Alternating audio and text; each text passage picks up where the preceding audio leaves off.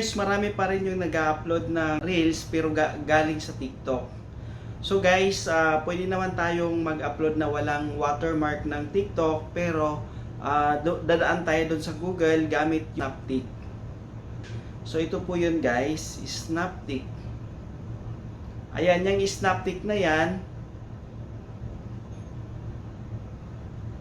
Ayan po yung Snaptik na yan. Pagka dyan po, ida-download nyo po, wala na po siyang watermark. Pero kung nahirapan kayo mag-download from Google, so guys, may isa pa tayong option. Ang gagawin po natin, pumunta tayo sa TikTok, i-re-upload natin yung video. Tapos pag na-upload na po natin, for example, ito po, mag-try tayo ng isa. Yan po, i-upload po natin. Then, may option po dyan ng only you. So, dapat naka-only you lang po yung video. Pag naka-only you lang po yung video,